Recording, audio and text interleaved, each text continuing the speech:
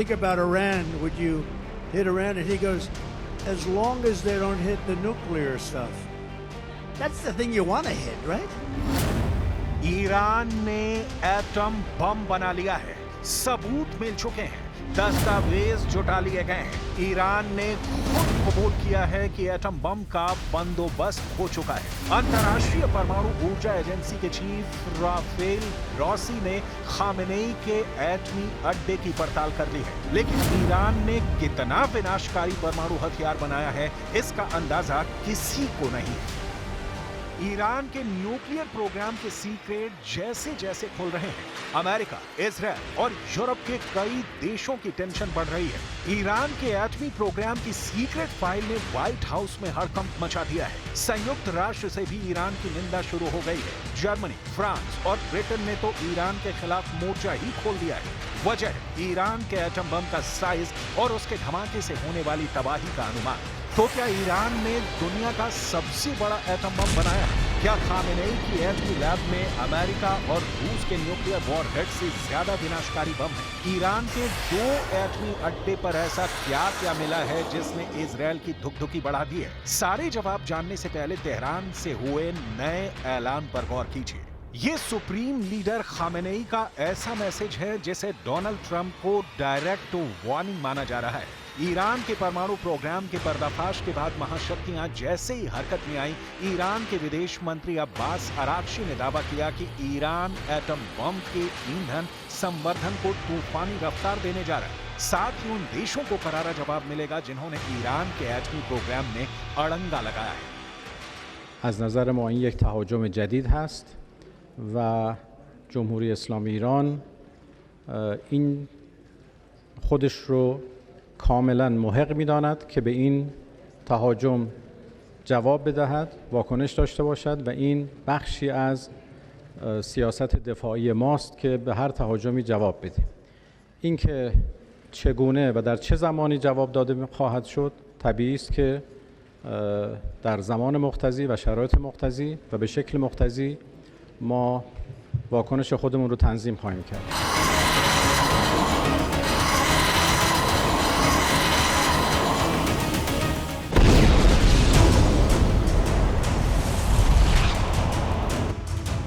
Iran का confidence 7वें आसमान पर है क्योंकि चीन और रूस ने ईरान का खुलकर सपोर्ट कर दिया है। मतलब ये कि महाशक्तियों के खिलाफ ईरान का पलड़ा भारी है। उधर ईरान पर प्रेशर बनाने की भरपूर कोशिश जारी है।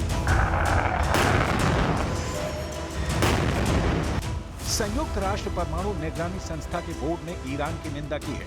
इंटरनेशनल एटॉमिक एनर्जी एजेंसी ने तेहरान के 2 अड्डे पर मिले यूरेनियम कणों पर सफाई मांगी है।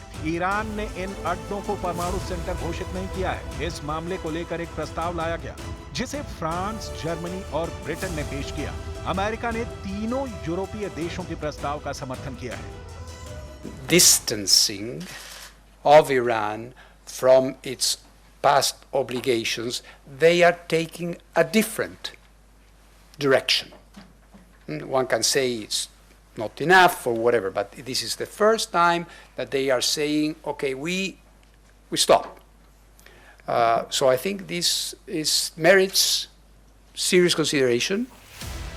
मगर चीन और रूस प्रस्ताव के विरोध में, तो क्या ईरान एटमी धमाके से इजरायल और अमेरिका को सबक सिखाने जा रहा है? इजरायल जिस तरह से लेबनान और गाजा में कोहराम मचा रहा है, उससे एटमी युद्ध का खतरा बढ़ता जा रहा है। वॉर जोन से आ रहे अपडेट इजरायल के लिए बड़ा थ्रेट बनते जा रहे हैं। बेरूत पर इजरायल का बारूदी प्रहार तेज होता जा रहा है। लेबनान में सितंबर महीने के बाद इजरायल ने सबसे बड़ा हवाई हमला शुरू किया है। बारूदी प्रहार से बेरूत बारूदी बियाबान हो चुका है। साथ ही जान माल का नुकसान भी भयावह होता जा रहा है। लेबनान के स्वास्थ्य मंत्रालय ने दावा किया है कि इजरायल के हमले में अब तक लेबनान के 3400 से ज्यादा लोग मारे जा चुके हैं। इनमें से 80% पिछले 8 हफ्ते में मारे गए हैं। गुरुवार को एयर स्ट्राइक में पूर्वी लेबनान में 52 लोगों की मौत हुई है। बालबेक घाटी में एक ही हमले में 40 लोगों की मौत हुई है। इजरायल ने टायर सिटी बेरूत ख़याम को बारूद से पाट दिया है। इजरायल के हमले में आ रही तेजी ईरान को किसी भी वक्त जवाब देने पर मजबूर कर सकती है। ईरान के एटमी धमाके शुरू हुए तो तबाही का अंदाजा नहीं लगाया जा सकेगा, क्योंकि अमेरिका भी युद्ध से दूर नहीं रहेगा। मगर ईरान का एटम बम कितना बड़ा है, कितना विनाशकारी है, इसकी पक्की रिपोर्ट क्या है? ईरान ने जितने यूरेनियम भंडार की जानकारी साझा की है, क्या हकीकत उतनी ही है? पहले जानिए एटम बमों का वो खौफनाक ब्यौरा जो सबसे अहम है। एटम बम का सबसे बड़ा जखीरा फिलहाल रूस के पास है। रूस के एटम बम, अमेरिका के एटम बम कितने बड़े हैं, कितने विध्वंसक हैं, ये जानिए। फिर ईरान के एटम बम की डिटेल देखिए। आज तक दुनिया का सबसे बड़ा एटम बम रूस का जार बम माना जाता है, जो सोवियत युग में टेस्ट किया गया। परमाणु वैज्ञानिकों ने जार बम को सिर्फ 27 टन वजन के साथ टेस्ट किया था। जार बम को Tu-95 बम वर्षक से टेस्ट किया गया था। धरती से 4 किलोमीटर ऊपर फटे जार बम से 60 किलोमीटर दूर तक दिखाई देने वाला मशरूम बना। जार बम का धमाका 1000 किलोमीटर तक महसूस किया गया। रूस के जार बम के विस्फोट से 100 किलोमीटर दूर तक जलन पैदा हुई थी।